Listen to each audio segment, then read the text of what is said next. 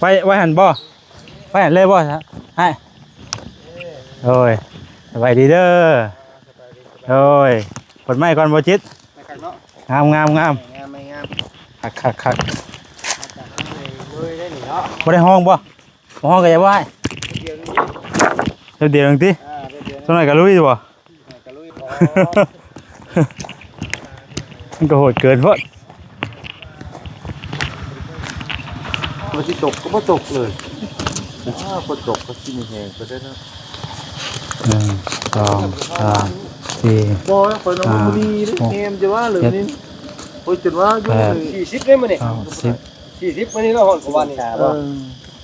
ล้าน6แสนเท่าไหร่ก็50ล้าน6แสน50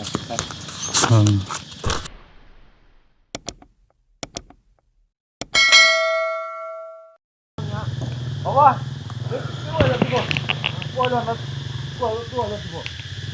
แม่ไปหัวรถอยู่พังพุ่นแล้วกะฮะแล้วคันนี้มันโจมกับมันคันนี้เอาไปหัวพุ่นแล้วกะเอาหลังมาพี่เนาะ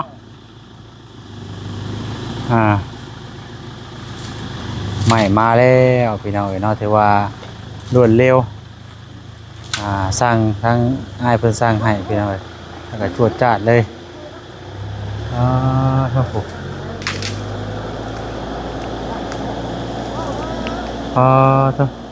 ถอยยาวเลยนี่เนาะได้ป่ะว้าวเราทางรถมาแล้วบ่ถอยหลังเข้ามาเลยโอ้ถอยหลังเข้ามาเลยได้นี่แหละคำว่าถอยได้กับถอยนี่แหละ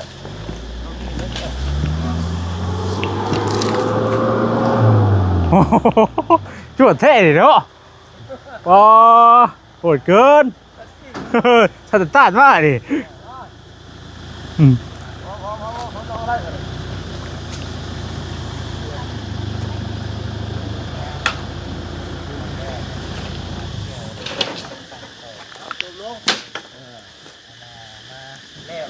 มาขนไม้ซอยเพิ่นก้อนบาทนี่พี่น้องเลยเนาะ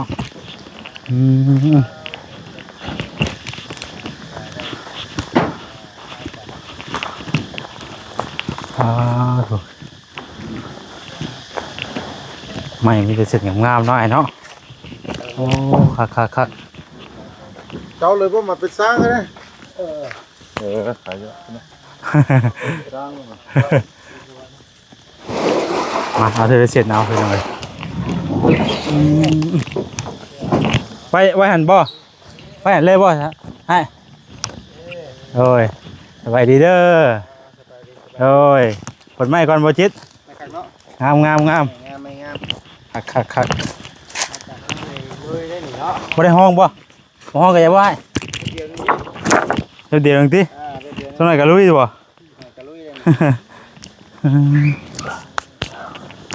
เราเพิ่งกระลุยเราเพิ่งกระเฮ็ดเนาะ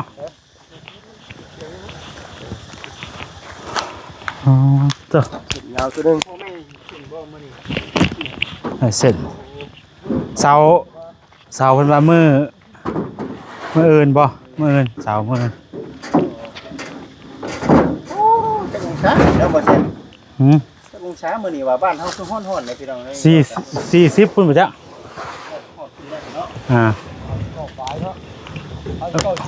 แม่นบ่39บ่เด่น41พุ่นเลยโอ้มันก็โหดเกินพอด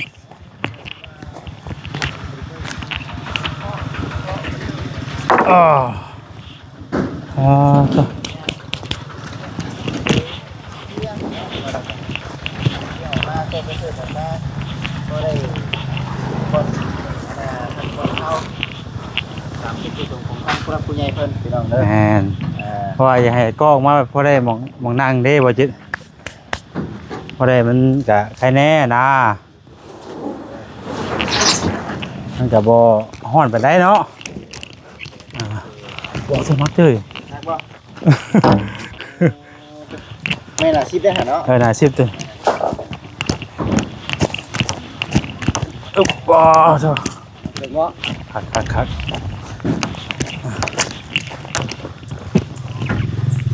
ว้าวเถอะ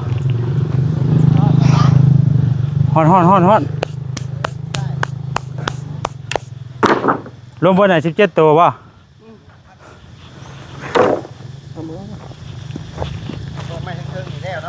1 2 3 4 5 6 7 1 2 3 4 5 6 7 8 9 10 11 12 13 14 15 16 17โอเคครบบ่จิเด้ครบ17ตัวเถอะ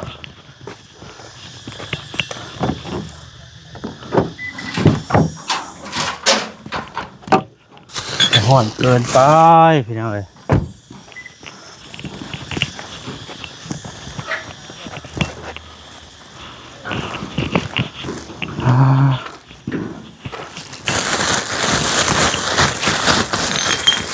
น่าเย็นๆโอเค เลย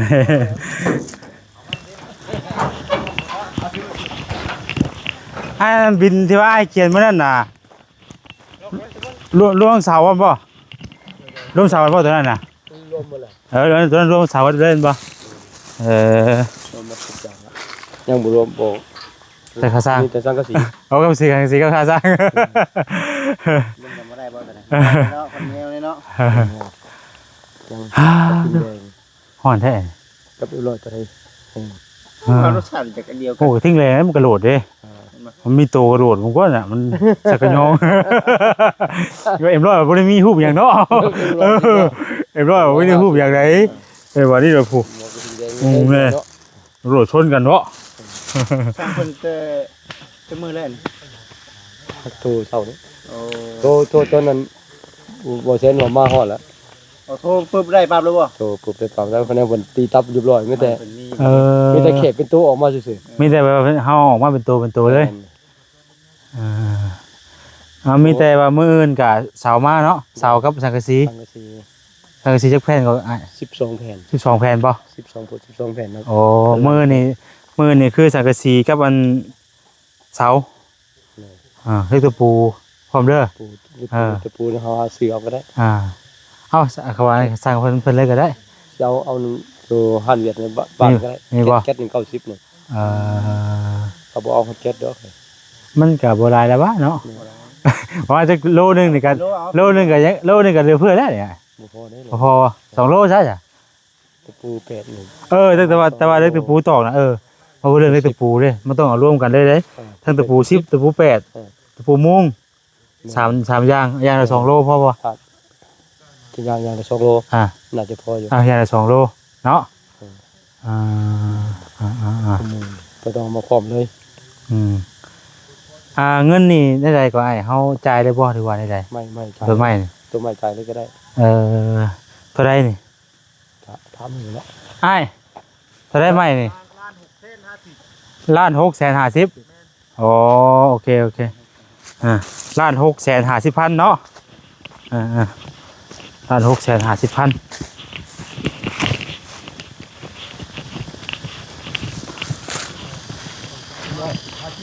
เด้อ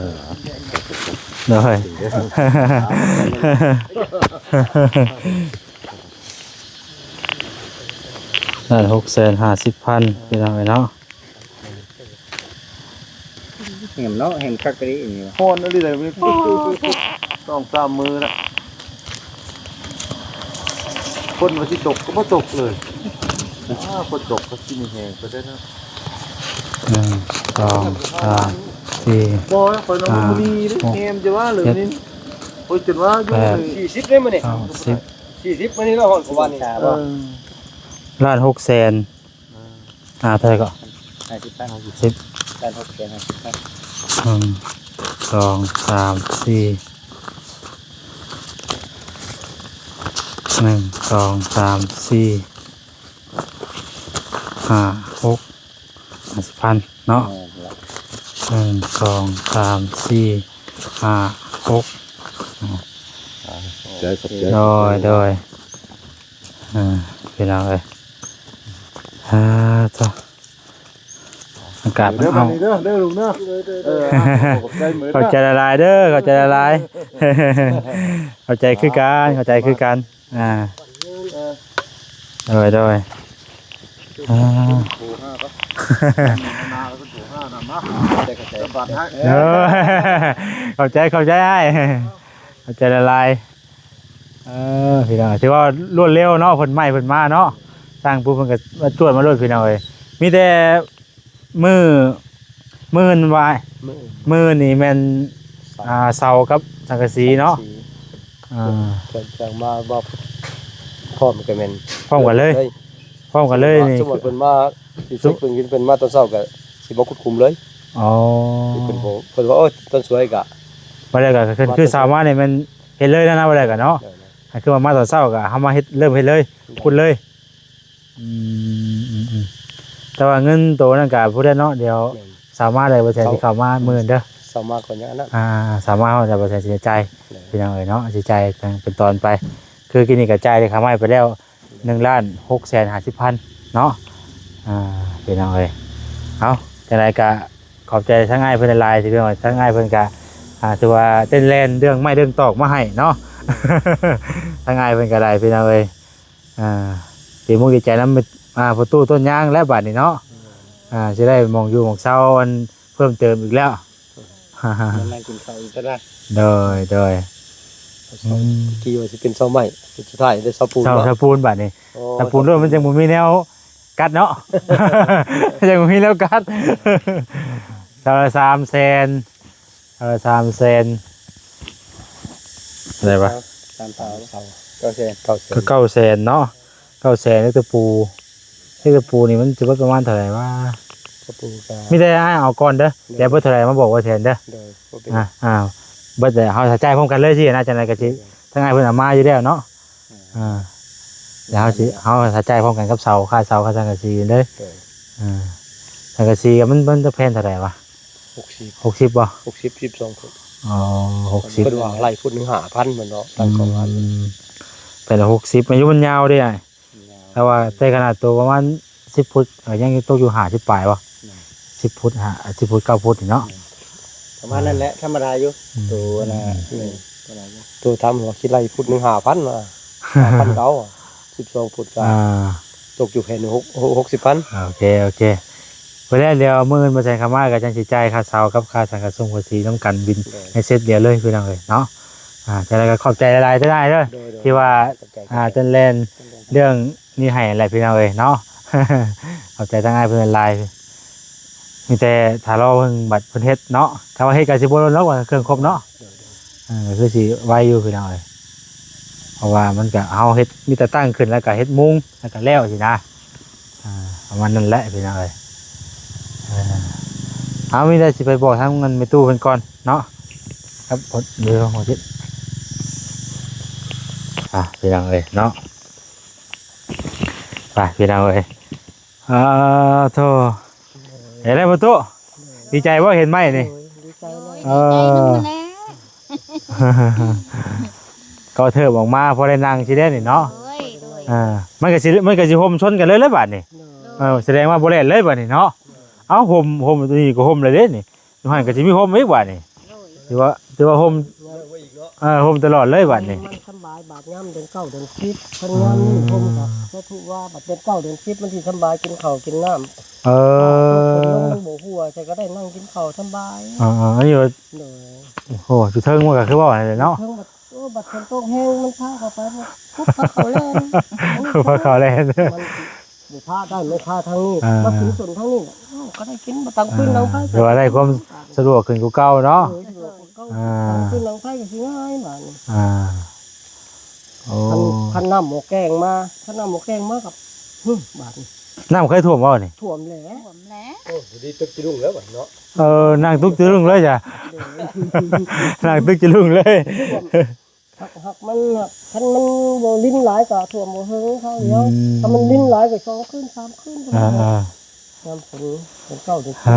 พี่น้องเอ้ยเอามื้อนี้ก็ทางลูกก็ บ่ได้ซื้อหยังมาฝากมาต้อนเด้อ โดยเป็นหยัง ก็คือเข้ามาเรียกเรื่องส่งไม้ส่งตอกนี่แหละพี่น้องเอ้ยเนาะมื้อนี้ก็ทางประตูเพิ่นบ่ได้ไปขายมักซะลี่มื้อนี้ ขอ เนาะ ชวนก่อนนะแต่นั้นอย่าเพิ่มมือเด้ ฮะ ขอชวน ไป ก่อ หาน มักแตง พอแล้วบ่เป็นหยังประตูให้เรื่อยแล้วเอาไว้กินซะเนาะ พอได้ เขา มา ได้ กิน มือยำน้ำทาง โอ้ยเนาะก่อนสิไปกันมาพี่ก่อนเป็นหยังซะฮะมาขอบคุณผู้ใหญ่เพิ่นก่อนนี่ขอบคุณผู้ใหญ่เพิ่นก่อนเด้อชื่ออยู่ว่าผู้ใหญ่เพิ่นน่ะฮะอย่าว่าบ่ชื่อว่าอะไรกะฮะเอาอันนั้นพี่น้องเอ้ยเนาะทางผู้ใหญ่เพิ่นก็ผู้ใหญ่ที่มาหาตอนนั้นแหละเด้อ โดยทางแม่เพิ่นก็เอาเงินไว้ให้ก็อันนี้ออกมาแหละพี่น้องเอ้ยเนาะก็คือสิฮู้ทางประตูเพิ่นก็ฮู้อยู่เนาะไว้ก็เธอบอกว่าให้พี่น้องเอ้ยก็เบิ่งลองเบิ่งว่าสิเบิดเท่าไหร่ก็ยังสิรวบรวมเบิ่งเนาะให้สิแจ้งเพิ่มเติมอีกเทื่อนึงพี่น้องเอ้ยคือค่าไม้เฮาก็ฮู้แล้วนี่อันล้าน6นี่เนาะล้าน6แสน650,000เนาะจังว่ายังตอกแล้วก็มารวบรวมเบิ่งว่าสิเบิดเท่าไหร่ถ้าเป็นแม่อยู่เมืองอุบลนั่นแหละพี่น้องเนาะที่ว่าได้ช่วยซอยทางประตูต้นยางมาโดยตลอดเนาะเพิ่นก็ทางคมอยู่คมกินว่าจะเป็นเรื่องเงินเรื่องชานแต่ก่อนกับแม่นบ่ โดย แต่ว่าไม่ทุกดีใจนำพอได้อยู่ในเช้าเพิ่นก็ได้ยังให้บ่นี่ ตาเบิ่นหัว เว้นหุ่งบ่ โดย น้ำตาออกไหลเลย เลยหนังนิ่ม ไหลลึกเลยอยู่เห็น คือบ่ใส่แว่นจ้ะ คือกัน ใช่แว่นก็คือเดียว บ่เห็น บ่ใส่คือเดียว ใส่ก็บ่เห็นใส่ก็บ่เห็น โดยซ้ำดิซ้ำเก่า อ๋อ บ่ใส่ก็คือเก่าใส่ก็คือ ขนาดว่าเว้นหุ่งยังเฮ็ดเวียกเก่งได้ขนาดนี้เนาะ คืนวันนี่คุบคณะลบ เนาะ ไปได้เบิ่งตึก เอาขอบคุณผู้ใหญ่เพิ่นแน่ขอบคุณรักผู้ใหญ่เพิ่นแน่เด้อ แห้งเด้อ โดย อยู่ดีมีแห้งมันหมันความมีความเจ็บจะได้ความไข่จะมีเด้อสุขภาพแข็งแรง มีแห้งลำด้วยญาเอ้ยอยู่ดีมีแห้งเด้อความเจ็บจะได้ความไข่อย่ามีเด้อเลี้ยงลูกให้ลูกปากหวานเด้อไม่ใหญ่เอ้ยเลี้ยงหลานให้หลานปากม่วนอยู่ดีมีแห้งเด้อตุกมันควันยืนญาเอ้ย โดยสาธุเนาะ โคมใส่ลูกให้หลานเด้อยายมีแห้ง อยู่พี่ใจน้ำเนาะทางว่าแซงก็ได้พี่น้องเอ้ย น้ำ อ่า อยู่ในเศร้า มาแล้วเราติดตามเบิ่งว่าทางนั้นสร้างเพิ่นเฮ็ดพี่น้องเอ้ยเนาะหัวอะไรเฮ็ดได้บ่ได้หัวน่ะ อย่าแล้วมันนวลแล้วมั่งคำมือใดก็ว่าสิมั่ง งูเขาเด้ ไปดูใหญ่เลย โดย สิเป็นประตูใหญ่บ่บัดนี้ ประตูใหญ่เจ้าลูกมาไว้นี่แล้วลูกก็มาลูกก็มา ว่าเขาว่ารถเขามาจอดเขาก็หลวงจู ก็งามแน่นว่าก็ดี ให้นี่ เป็นโพนน่ะนะตกกัน รั ว่า กใหญ่เนาะ โดย เพราะมีรักไม่เก่งใหญ่เลยเวลาสั่งมาละหาตัดใหม่มา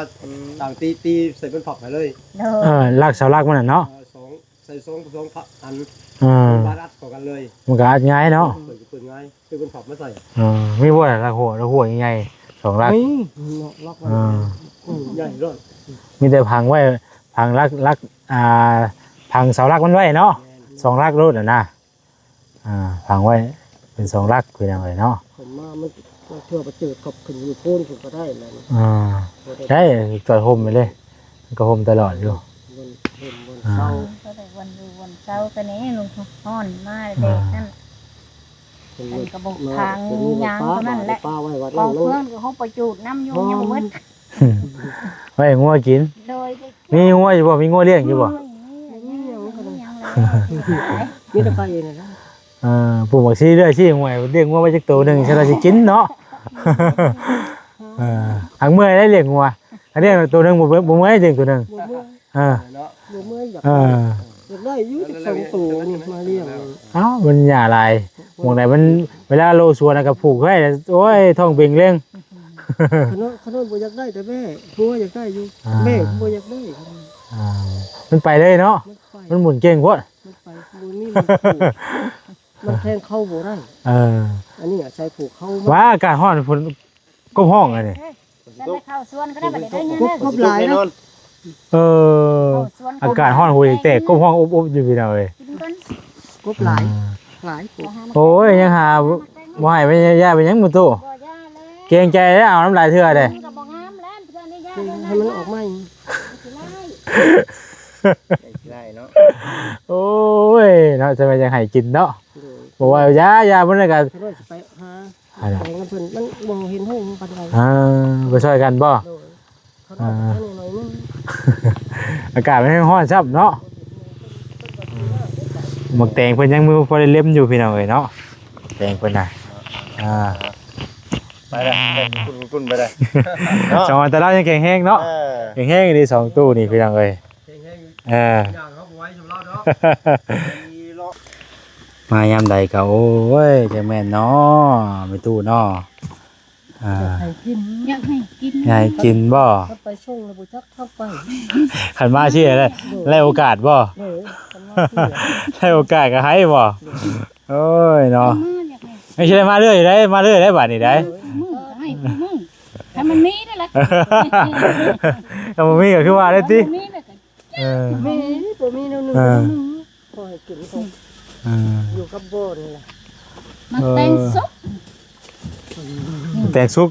มักแตงก็ตัวสุกเนาะ ทุกบ่แตง เออแตงก็สุกเว้ยพี่น้องเอ้ย เขาเฮ็ด ส้ม เอาไปชั่วไปนั่นกิน อืม บ่เห็นแหละเพิ่นยามเพิ่นไปขายแล้วเพิ่นบ่เห็นมันอยู่ มาไม่อยากให้กินน้อยก็อยากให้กินหลายอยากให้กินคันมาแล้ว เนาะ คันว่าก็บ่เห็นนั่นแหละไปกิน โอ้ยแล้วได้กินบ่ เห็นแล้วไปกิน ฉันเล่จะอยากมาหาเด้อก็ย้อนตัวนี้แหล้วนี่ เลยมากูมาให้กูมือมันมีคุณสตุ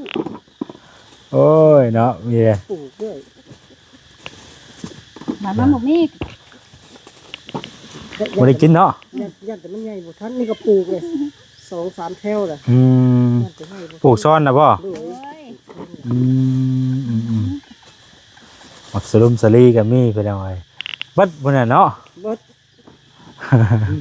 ไปบ้าน รู้ให้บ่ใช่ลายพุดเอาอยู่เอาน้อยเดียวก็พอแล้วอ่ะ ไม่ลายแล้วแต่ง30หน่วยนี่เลย มันยังก็บ่หลาย ได้เลยนี่ แต่งก็บ่งามแต่งบ่มีปุ๋ยใส่ ต้อง แต่งธรรมชาติมันเด้อ อืม นี่ก็ขี่แบกขี่บ้าใส่แล้วโยกทำนี่แหละ ได้ขี้แหวงได้ซำนี้เนาะ ด้วยมดก็บ่เพียงพอมันน้ำกีฬาบัดนั่นก็น้ำมันบ่ ทำ ขึ้น ขี่ ได้ แบก อื นะ ม บ่ขึ้นได้ยังเดี๋ยวนี้น้ำมันโคตรแล้วเทื่อก็ตาหวยหิวขึ้นพุ่น ไปมันบ่มีในปั๊มคันน้ำมันมาใน สดีแล้วก็มีพี่น้อยเนาะ มันรา หมอ คา ลายมันสลีบ่ละบาท เพิ่นเลิกก็ย่าแล้วบ่เป็นหยังดอก โอ้ย อ่า ละบาทอยู่นั่นบ่เป็นอันนั้นบ่เป็นหมากบ่เป็นไหมมันเป็นหมาก ทุกลูกอยู่แล้วตัดก็บ่ได้ตัดเลย พอแล้วนี่ก็ได้พอได้ปิ้งได้ย่างกินเนาะคักแล้วนี่ก็ปิ้งย่างก็หอมห้วยๆเลยนี่ก็ได้คัก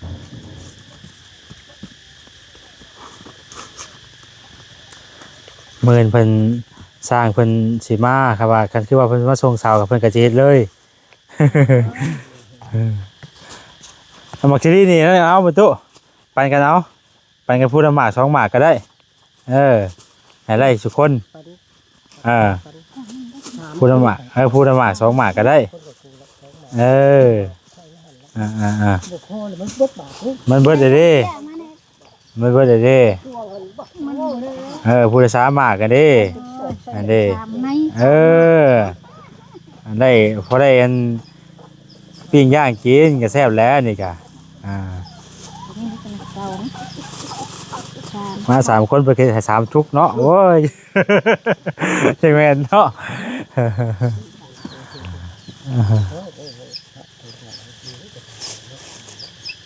ขอบใจเด้อพี่น้องทางประตูเพิ่นก็ได้มายามไรก็บ่เคยขาดของฝากของต้อนก็ได้มื้อนึงก็เดียวนึงโอ้ยเนาะว่ะ แล้วมันจะรีบผู้ชามจะรีบผู้ชามคู่พอละ ผู้3คู่ โอ้ยดีใจแล้วนี่ก็ได้ อะไร เออ พอแล้ว เบิดเขาเบิดนี่ว่า ดีใจแล้วนี่ก็ได้อ่า ปลาฮักมาตื้มแล้วก็ให้ บ่พอแล้วไปทุพอพอแล้วมันเบิดกะลูกก็เข้าใจอยู่ดอกมันเบิดเลยเนาะเห็นว่าก็ได้ย่านแต่มันบ่ได้แห้ง ได้กินน้ำลายเลยดิ ของแท้นี่จนยังเบิดเนี่ยมันย่านบ่ได้แห้งว่าเพราะมันหยุดกว่านี่ล่ะน้อยใจ ได้กินน้ำลายเลยลูกก็ได้ บ่ไปฮักมาหามันบ่ฮักมันบ่มั่นใจ ปลูกไปก่อนเอาก็ได้ มื้อซื้อมื้อนี้ครับตัดแถวนั่นสิแถวเราเขาจงไว้อยู่ โอ้ยไปทางไหนเนาะต้องฮ้อนเอาขอบใจละลายเด้ออยู่ดีมีแห้งแล้วมื้อหน้ามื้อไหนก็สิมาเยี่ยมมายามใหม่พี่น้องเอ้ยมาอย่างไรก็โอ้ของผักของต้นบ่เคยขาดไม่ขาดมือเราก็ได้โอ้แต่สุกก็เอาให้บ่เอาไว้บ่เห็นแนวบ่มาเอาให้สร้างพื้นถุงนึงอย่างอีกนะพอแล้วไอ้ทุพอแล้วว่าเห็นแนวช้าตัวนั้นน่ะว่าเห็นแนวไม่ตู้ไว้พอแล้วว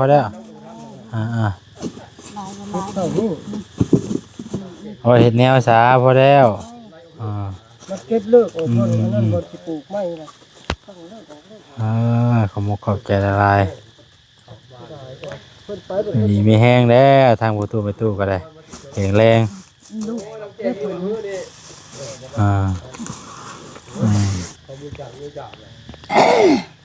มากินอะไรเนาะตัวหักแท้นี่บ่เบิ่งให้สร้างมันก่อน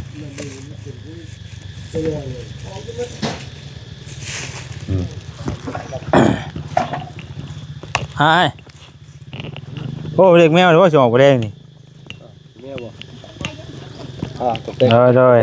ออกต้อนทางประตูเพิ่นโอ้ยเนาะออกแตงพี่น้องเนาะและพอได้มาย่ำกบๆเก็บๆเนาะจงไว้เห็นแนวแกงชุกก็ได้โอ้แกงชุกพอจงไว้แนวเนาะแกงชุกเอาหวานนี่แกงชุกหวานบ่ก็เอาลองเบิ่งชั่วว่าเอาผ่าแล้วก็ชั่วเอาดิไอ้ก็เดี๋ยวหวานๆเหมือนเนาะป้าชาทั้งเฮาก็สิไล่คอโตและบัดนี้พี่น้องมีหยังก็โทรหาได้เด้อโทรบอกว่าแสนเด้อครับว่าได้เข้ามามื้อก็โทรบอกก็สิเฮาก็สิได้เข้ามาสินะบอกลงหน้าว่าแสนว่าสิเข้ามาเฮ็ดเด้อก็เฮาก็สิเข้ามาเบิ่งนํกันเด้อสินะพี่น้องเอ้ยนั่นได้เด้อขอบใจละลายเด้อ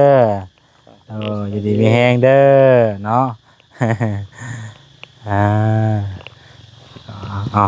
พี่น้องเอ้ยโอ้ยเมื่อยเมื่อยน้ำมันร้อนอยู่แล้วท่านี้ก็ได้แต่ประเด็กก็เราเนี่ยจนเว้นเลือกแทงว่านมาตะพนทำว่านกับพ่อจนจะเป็นอันอื่น